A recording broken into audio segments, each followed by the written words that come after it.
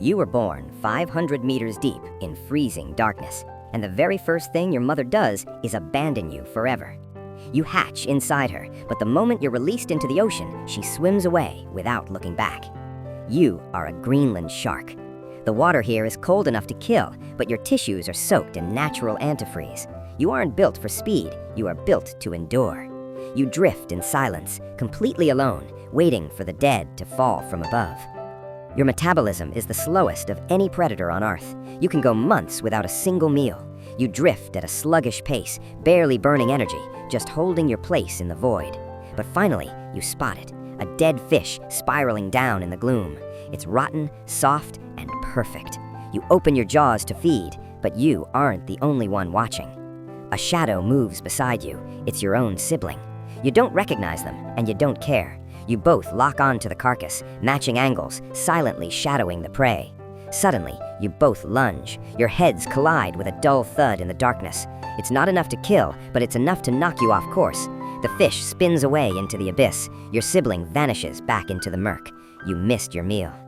Down here, there are no second chances. You drift away, hungry and alone. You realize that in the deep, nothing stays alive for long. But not everything dead gets eaten. You have to be patient. You have centuries ahead of you to get it right. Life in the deep is brutal. Subscribe if you want to see what happens when this shark starts losing its eyesight. Something is eating your eyeballs, and there is absolutely nothing you can do to stop it. You're a few months old, and parasites have latched onto your corneas. They hang there, feeding, slowly blocking out the little light that remains. Eventually, you go completely blind. But you don't panic. You don't need eyes. Your nose can smell a drop of blood miles away, and your skin can feel the faint electrical heartbeat of anything living nearby. One day, a vibration cuts through the water. It's wrong. It doesn't glide like a fish or stalk like a predator. It buzzes. You turn toward it, sensing a massive shape drifting past. It has no heartbeat. It has no smell. It is made of metal. You try to drift away, but the water pressure shifts. It's turning.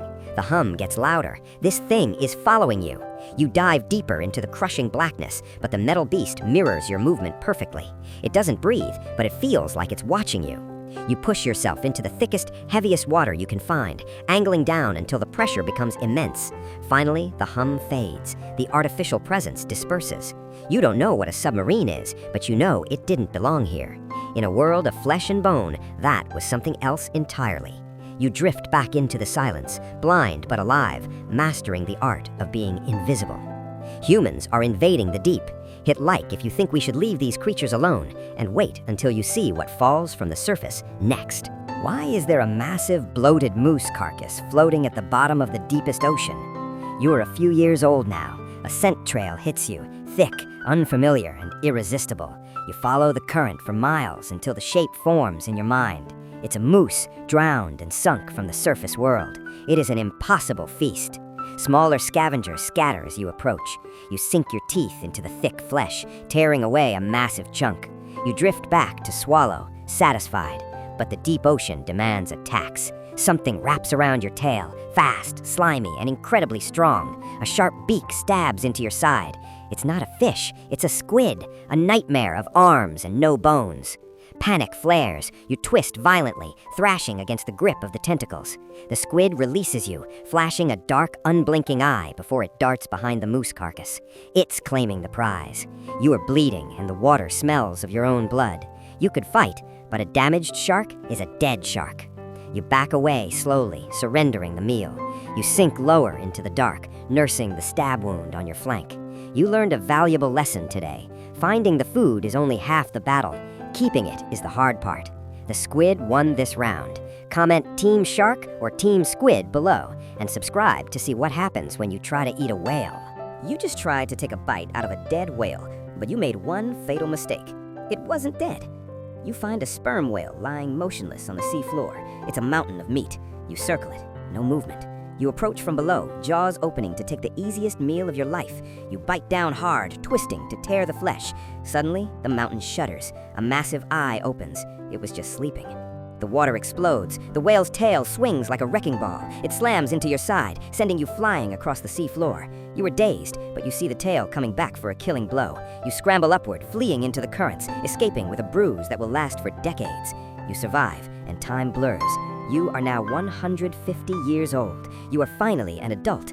A soft electrical pulse brushes your skin. Another Greenland shark. You haven't seen one in a century.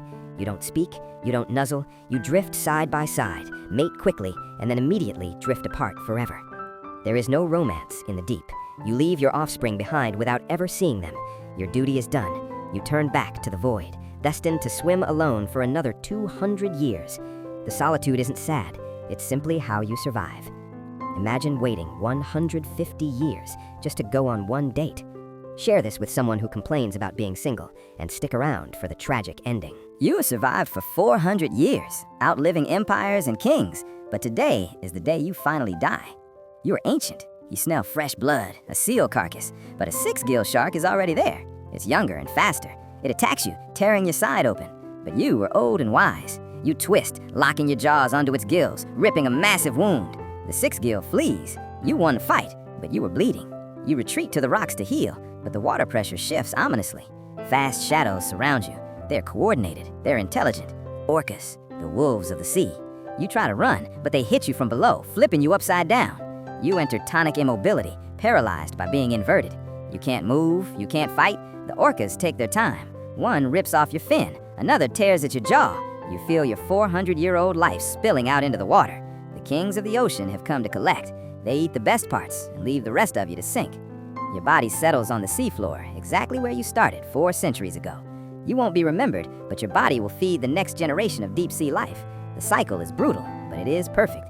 It sucks to be a Greenland shark, but there is one animal that has it even worse. Click the link in the pinned comment to see the creature that lives in a literal nightmare. Subscribe for more.